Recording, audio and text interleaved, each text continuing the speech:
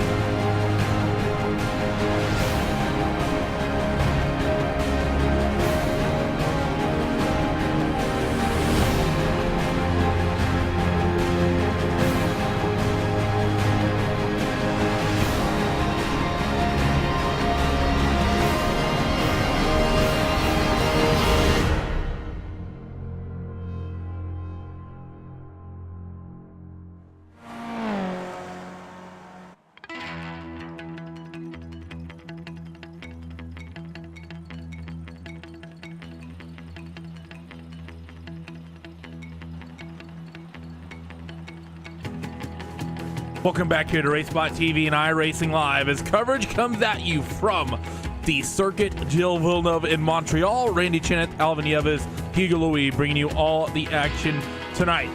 So, 13 corners and, well, a 4.3 kilometer long lap around this place, Alvin. That long back straightaway, we're going to see a lot of slipstreaming tonight. That is definitely one of the key points here in this track, that long back straight. Really interesting. Now, it is preceded by the hairpin, so that also can bring its own element of surprise because I think we are going to see some cars trying to dive to the inside way before, and that could set some interesting racing going into the chicane and into the Wall of Champions. Interesting turn one at this circuit, as well as qualifying currently underway. Lap time has cycled through instantly enough. We have Justin Tipton currently topping the boards. There's a few names that are notably absent tonight. Justin Tipton, 152.0 after the first time around this racetrack, currently holds the pole position. Expect people to cycle through at the end of their second lap here within the next 60 or so seconds. But a lot of interesting corners around this place, Alvin, and it's an interesting turn one, turn two section, then followed by turn three, turn four, a very interesting chicane as well. 6, 7, of course, another segment of this track that's like the 8, 9. A lot of chicanes around this racetrack. Something that a lot of people, I think, forget about this place is how chicane filled it is. That hairpin you talked about, but of course the most notorious corner of all, that Wall of Champions at the end of that casino straight, corner number 12 and 13, easily the most famous complex on this racetrack. And I think that we might be able to escape this place without a number of drivers getting thrown into it, but at the same time, it's never a race at Montreal unless a race leader throws themselves into that pit wall.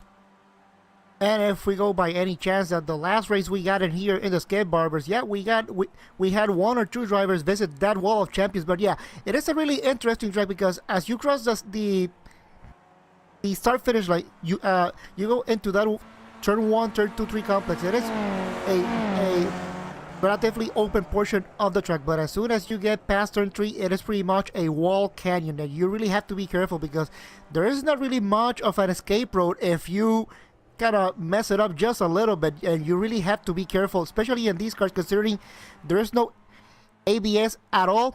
You have to be really careful. Taking a look at the championship standings, we've talked a lot this season about Diogo Francisco. He led for the majority of this championship. Well, times have changed, and as you can see, it's Felipe Bear topping the charts with Adecobo Lopez in second. Diogo's fallen down to that third spot, only a couple of points behind Ade, so a decent opportunity there for him to potentially close in. Then you got Precario, Jordi Lopez rounding out your top 5 with Tipton and Grucher, Fielder, Hervias, and Sainz rounding out the rest of the field. 30 seconds counting down until the end of qualifying. And, well, Justin Tipton, he's put in pretty much the best qualifying we've seen in a while from him, Alvin. Definitely a great qualifying there by Justin Tipton, but Ricardo Lopez still on track, and I think that's gonna be pretty much all for him. He did a 152.7, so really interesting. Him starting in what is P number 14. How will Ricardo Lopez in that number one car? How will he be able to manage through the field? And Randy, this is gonna be one tough track to do so. Counter officially hit 0, and drivers are now allowed to take the grid. So 2 minutes until we go green here for round number 11 at Montreal. And before we do that, we need to go down your 16 cars that'll be starting the 13-lap event here, 12-lap event here tonight from Montreal. Justin Tipton, he's on pole with 151.816 with Javier Munoz Dominguez in that second spot. Jordi Lopez and Diogo Francisco, they can't come up on row number 2 with Greg Seitz and Yemi Simone on row number 3. Andre Shibalik and Daniel Barrison on row 4 with Juan Dalmasas Torres and Michael Fiedler, they make up row 5. Andrew Picario and Edwin Valerino are on row 6 with Carl Dronke and Ade Cobo Lopez on row 7. That number 1 car, I think, is going to be flying through this field with Julia Prost Albert and Jesus Martin Tomero bringing up the rear of the 16-car field tonight. So, from the home of the United States Grand Prix at Circuit of the Americas, we come to the home of the Canadian Grand Prix. One of the Grand Prix that most fans would call their favorite. Also, always have interesting races here in that World Championship. As these cars get to set the grid, will we have an interesting race here with the draft in these slow Skip Barber Formula 2000 cars? Or will someone be able to run away with it? Will there be calamity in one of the tight chicanes around this racetrack? Or will it be clean and green all the way through? We are getting ready to find out as drivers have 30 more seconds to get themselves onto this starting grid. And I believe the last driver has just done so. So expect the lights on the iRacing gantry to come on in just a moment. And that will prepare these drivers for getting released as we just wait now for that counter to count down. And then it's all about watching Justin Tipton and the likes of the rest of your race leaders of Dominguez, Lopez, and Francisco going in towards turn 1. Revs are beginning to build as the lights are on. And we are green from Montreal. It's not a fantastic start from Justin Tipton. We haven't had a change for position for the race lead in turn 1 in quite a while. And the 11 of Dominguez is going to take a look into turn 1. But Justin's going to shut the door, and he runs a very, very defensive line into turn 2 as well. Through that turn 1 and 2 complex for the first time. Looks like everyone's going to get through clean. One driver did not take the grid. That was actually the one of Ade Cobo Lopez. So he is not going to be a factor in this at all, as they all now head down to the turns 3-4 complex. Now through the right-hand kink at turn number 5, very close to the wall for the first time. This is the first time you really start pushing the limits, and there's a crash in the background. The 6th car involved in this, as well as Jesus Martin Tomero, I think. So the second chicane is where calamity strikes. Second chicane, and we already had trouble, but out the front, out the field, Justin Tipton, what a fantastic start he had, but Javier Munoz Dominguez there in P number 2, being able to follow closely, and Jordi Lopez Jr., the winner of last week's race, running in P3, look for him to make a move. Now here they come down in towards that hairpin for the first time. Your race leader, you see one big long train of cars, and I don't think that train of cars is going to get very strung out if these guys play it smart. Jordi Lopez Jr. under attack from 1 point leader Diogo Francisco in now towards that hairpin, and now they're going to work themselves down onto the long back straightaway, and this is where the wind tunnel testing is going to come into effect. Justin Tipton leads here, nearing the completion of lap number 1. Will he lead the end of lap number 1 as they run now down towards the end of this final long straightaway? And I think Justin, he's going to be able to hold on to this. No one's really close to him, including Dominguez, not quite close enough to be able to get that race lead. So under that Dodge bridge and hard onto the brakes, down a few gears and through the wall of champions chicane. The 5 machine gets it on the opening lap. Justin Tipton, first time through the wall of champions chicane, he collects himself on that wall, and they're going to be 3 abreast for your race lead across the stripe. It's going to be the 3 machine of Jordi Lopez Jr. who leads that lap, and down into corner number 1 for the second time. He works the outside. One driver down low. The 11 of Dominguez gets loose, and the 4 Diogo Francisco muscles his way into the second spot. Justin Tipton looked to have the greatest run he's had in a while, Alvin, and he just threw it away on the end of the first lap. Well, Randy, you just mentioned it. It isn't a race in in Montreal unless the leader strikes the wall of champions, and that is what Justin Tipton just did. Lap number 1, and he just struck the wall of champions, and he is falling behind big time. Definitely, absolutely massive damage to that car. I think his race is done, but we also had somebody spinning out on the back of the field as well, and I think that is Michael Fiedler. So Mr. Fiedler apparently having some issues and going around, as everyone else is pretty much going to be staying calm, cool, and collected here. Trying to look at what happened to Michael in that 10 car, and this is going into the second chicane. He just threw that right-hand kick. You can typically keep it flat, but the 10 car never was able to get down to the apex. He had a slow number 16 of Daniel Barrison right out in front of him, and now through that last section he goes. See that 10 machine spin out, and didn't really hit anything too hard. He sort of brushed the wall and opted to call it quits as Jordi Lopez Jr. is going to continue to lead the way now through this hairpin and on towards the back straightaway. Once again, he has a big gap over that second place runner of Diogo Francisco, who was scored 4th at the stripe but was slotted into 2nd by the time they got through those first couple of corners. So Jordi should be nice, calm, cool, and collected here, at least this time through the wall champion chicane. He's not going to have a lot of pressure from behind, but there is slicing and dicing for positions in the back. Greg Seitz is making a move on Jamie Simone. He's going to pick that spot up, and well, Diogo Francisco is going to hold on to that second spot as well, as Jordi Lopez is going to work himself down this front straightaway. It's a lot of times misconceived how long this front straightaway often is. We're used to seeing the F1 cars whiz by here at 160, but once you get these guys out there running only about 110, 115, you respect how long that front straight is, and that's going to be a factor with the slipstreaming as well. Jordi has opened himself up just under a 0.6 of a second advantage as they cross the timing that time through, and everyone in your lead pack still very, very close. Top 6 all separated by 1.8 seconds. You got about a 7-car train for your race lead. The next car in line is going to be Justin Tipton, who's fallen back from the race lead on pole back to 8th. Yeah, definitely that is very unfortunate there for Justin Tipton in card number 5. But now watching a replay of card number 6 with Edwin Ballarino as he goes into turn number 1. Let's see exactly what happens to him going into turn number 2. Just a little, has to open the door just a little bit for the car in front to go in there. Now coming here into what is essentially the first chicane here on the racetrack, and it kind of looks like he got tagged from behind. It kind of seems like well, tumbling goes. Yeah, upside down he went there after that turn, or excuse me, that lap 1 incident, but we've been mostly clean with the exception of that.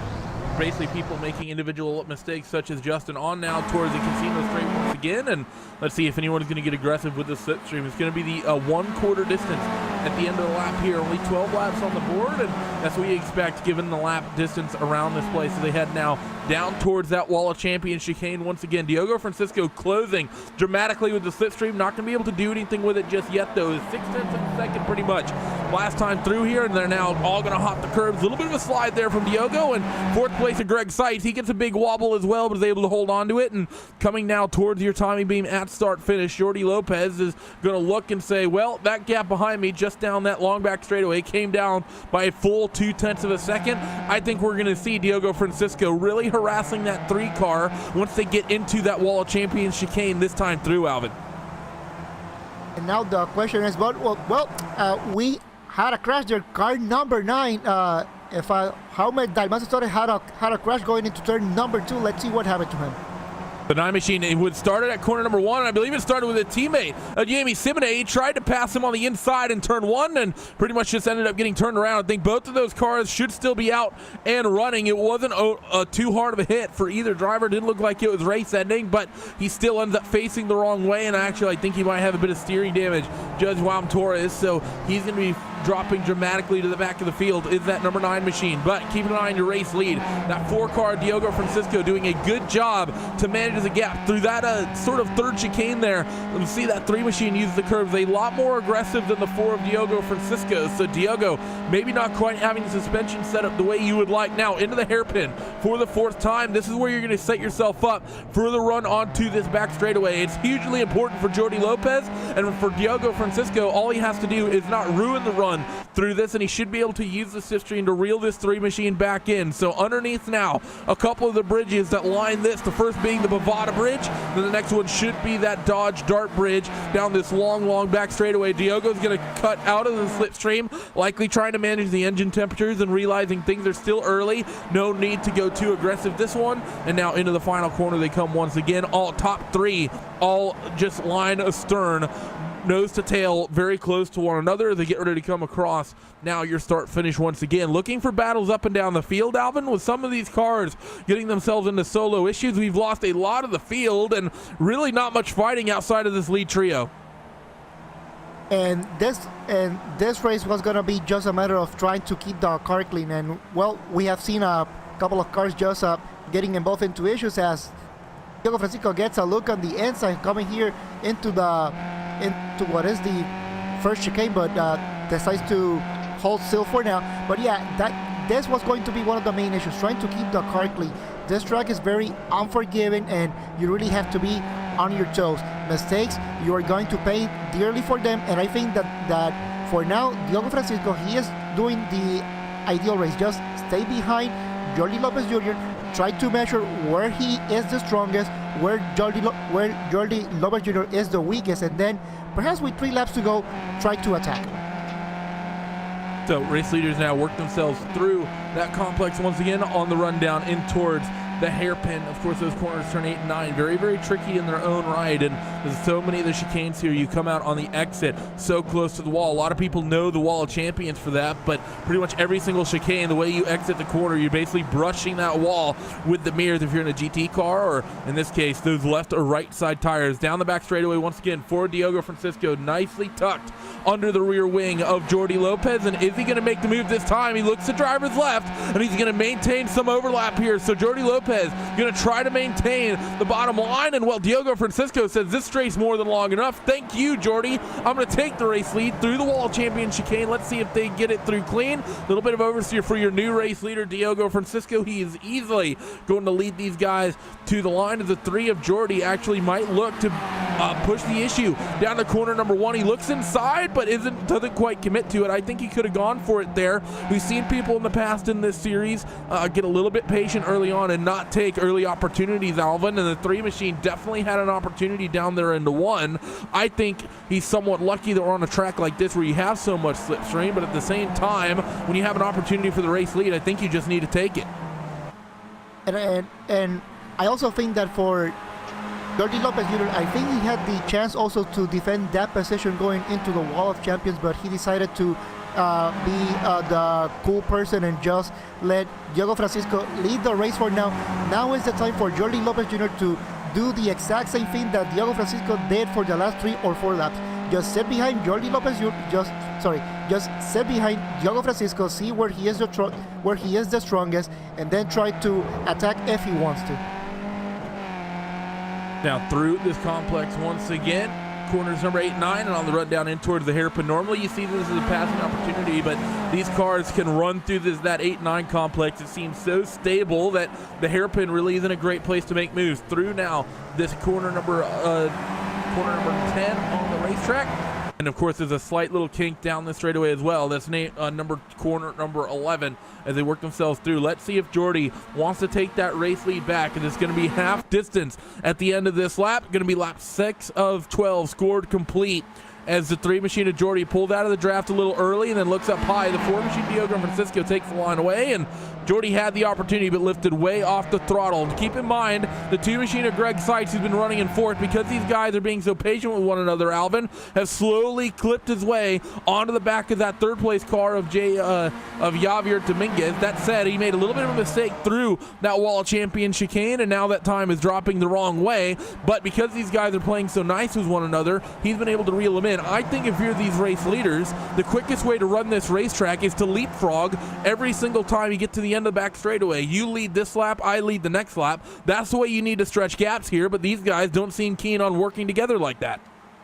Well, there is that possibility, but I'm pretty sure that next week we are going to see that leapfrogging. But before next week, let's focus on this race. And I think, yes, that is the right way to kind of race in this track to be the fastest. But I think that Diogo Francisco and Jordi Lopez Jr., they really seem that they don't want to risk anything right now, and that has allowed also Javier Munoz, Dominguez, and Greg Sykes to kind of keep in touch. But it kind of seems like car number 2 is kind of losing touch little by little, and that is very dangerous at this stage of the race. So it's going to be 5 laps to go once they get to the stripe, up towards the hairpin once again, under that Octane Racing bridge, and going to have another bridge that these guys cross under in just a moment as well, as they work themselves now down in towards the hairpin. Let's see if anyone gets it wrong. The Ford machine of Diogo Francisco, very loose on the entry. This is going to stack Jordi Lopez up behind him just a little bit.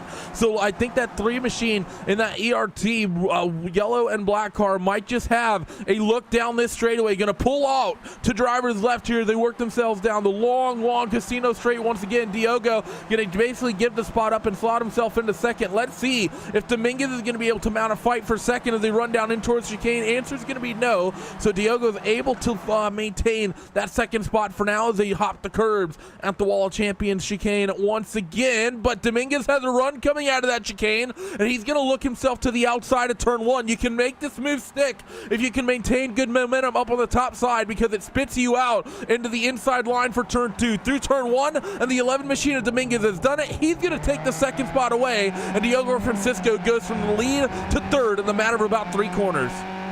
From the lead to third, and also Greg Sykes tried to get a look there to see if he can slot in the last step of the podium, but so far it has been really hard for Greg Sykes to try to keep pace. But Jordi Lopez Jr., amazingly, after taking the lead, he has been able to open a nice 0.6 gap there from car number 11.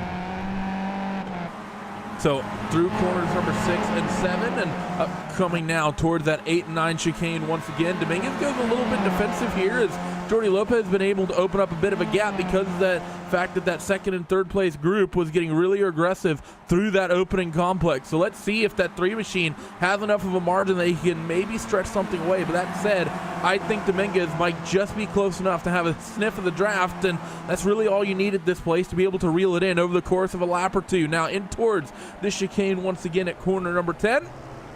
Now, is he going to get the perfect drive out of it? 3 machine of Jordi Lopez Jr. looks nice and comfortable. Diogo Francisco doesn't get this snap-in oversteer that he did last time through, and down this long back straightaway. I think that 11 car is indeed getting that bit of slipstream, but not going to be able to close up really closely this time. Evan will be next time through, Alvin has been doing a lot of VN names the last couple of days. They hit the Wall of Champions chicane. Yeah, now coming here into the last quarter, coming into the Wall of Champions, everybody seems to be running really smooth. I think they can run closer to the wall, but at this stage of the race, I think they don't really want to risk anything. But for Javier Munoz, Diogo Francisco, and Greg Sykes, if they want to get a shot at the win, they will really have to risk a little bit more. Off towards the front straightaway, we're having a quick look at a little battle in the fight, at least I am, between Picario, Barrison, and Tipton. As we get into the closing stages here, this battle in the midfield has picked up in the later stages. Picario leads this little group in the 7th spot, Barrison 8th, and Justin Tipton still trying to get some sort of recovery after throwing a potential race win away on the opening lap through now this second chicane and into the most interesting corner, I think, on the racetrack. For some reason, I always find this right-hand kink so much fun in so many cars, and it's so difficult trying to keep that car over the right. Granted, I drive big, heavy GT cars. I'm sure in these little light Formula 2000 cars, Alvin, it's pretty easy trying to keep that car pinned to the right side of the racetrack. It is definitely easier, and when you consider the amount of horsepower that these cars produce, yes, it is a lot easier because you can pretty much go full throttle. You really don't have to worry about the oversteer that you get into that right-hand kink, and especially after that, after you go into the second chicane, that is especially a very important one because that kind of sets you for a relatively short straight, but also very important because if you can get a position or try to mount an attack into that first chicane, then you can get the run into the hairpin and then going into the back straight.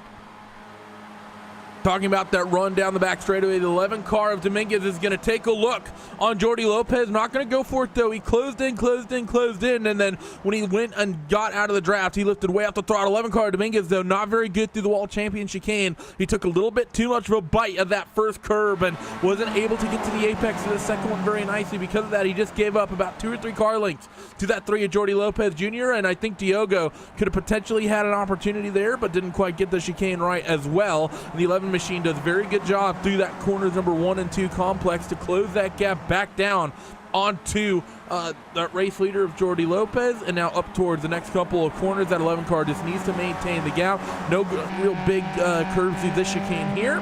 That 11 car is doing a good job, Alvin, to really maintain this gap, and it's going to be 2 laps to go next time at the stripe. I think if you're Dominguez, you need to start fighting for the race lead right now.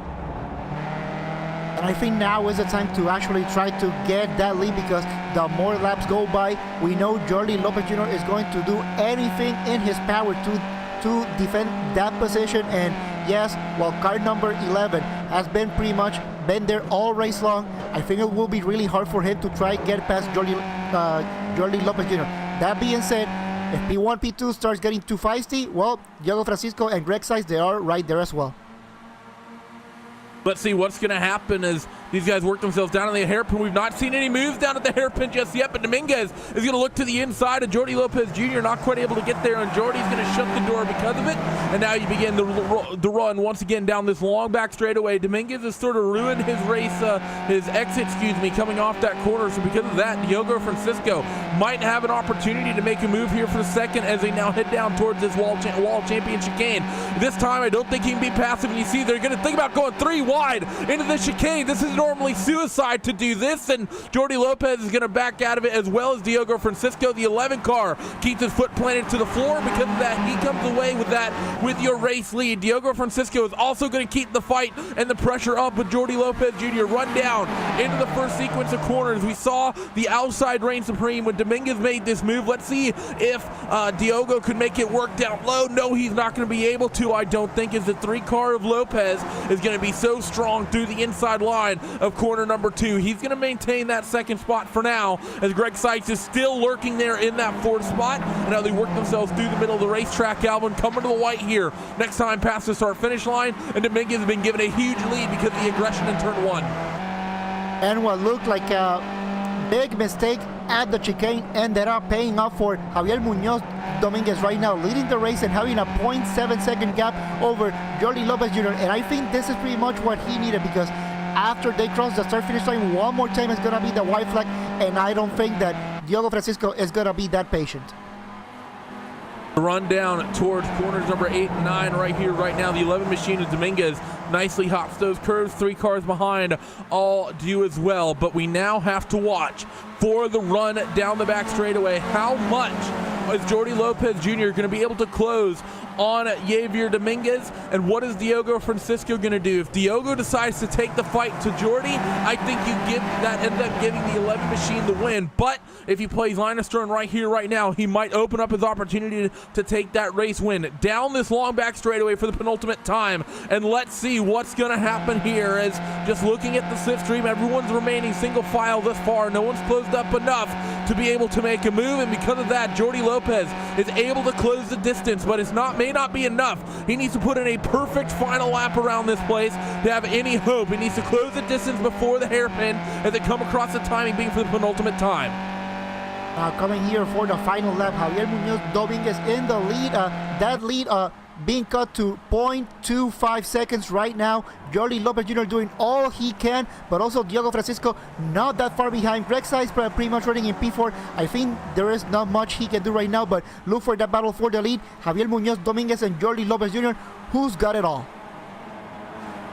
Now working through the second chicane, your race leaders all cycled through nose to tail. Greg Seitz has fallen back a little bit. The 3 machine of Lopez scratches that outside wall just a little bit off that second chicane, but nothing too bad. Into the third chicane now. They come with the 11 car. Needs to get it absolutely picture perfect, and everyone looks super strong through here. Run now down this little short chute straightaway and in towards the fourth chicane. They're going to come. The 3 Machine Lopez Jr. has phenomenally closed the gap over the course of this final lap. No passing opportunity really to be said here, I don't think, and no one's going to look for it as they work themselves through the quick right flick and now the quick left, using all sorts of curbing through that left-hander, and now it's all about the hairpin. You do not want to get too happy on the throttle pedal. You do not want to get any oversteer on the way into the corner. The 3 Machine of Jordi Lopez Jr. is going to close, and Dominguez, I think, makes a mistake. He goes defensive into the hairpin. The move will never come at the hairpin. It's always going to come down this final back straightaway, and because of that early apex, he ruined his exit speed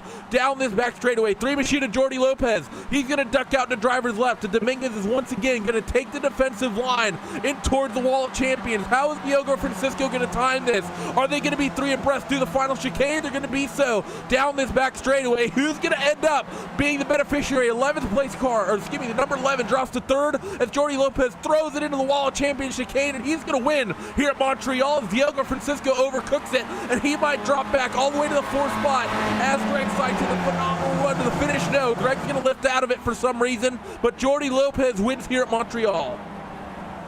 What a great race there, all the way to the finish. Javier Munoz Dominguez, definitely a mistake into the hairpin. He didn't need to defend that position at all, but unfortunately, that was his own decision, and well, he pretty much paid the price.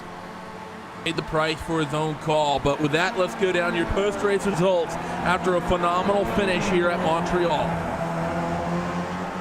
Jordi Lopez Jr. is going to be the big winner here in this one, with Javier Dominguez just barely holding on to 2nd spot. Diogo Francisco takes 3rd, Greg Sykes 4th, and Andre Shibalik, he had a very quiet race, ran his way from 7th to 5th. We didn't talk about him all day. Jamie Simone comes home in 6th, with Daniel Barrison in 7th, Justin Tipton 8th, Andrew Picario 9th, then Julia Prost Albert rounds out the top 10. Carl Dronke, Juan Torres, Jesus Tamero, Jacobo Lopez, Michael Fiedler, and Edwin Valerino. They round out the 16-car field in this one, Alvin, is, well, 11 races thus far. It's been an interesting Skip Barber Championship once again, and we're going to put a cap on it officially next week at Phillip Island. And that race is going to be really who is the winner that is going to be up in the air, because that race is going to be all about the slipstream. And we think that this race was all about slipstream. Well, this was nothing. Next week at Phillip Island is going to be a game of leapfrog, and who's going to be the winner? Well, we're going to have to find out next week. Talking about games of slipstream, don't go away here on RaceSpotTV and iRacing Live, because the E-Speed Contender Series is coming at you in under 10 minutes for the season opener. Dark Matter Designs Daytona 300 here in just a couple minutes. The best truck series on RaceSpotTV returns in just a little under 10 minutes. Don't go away.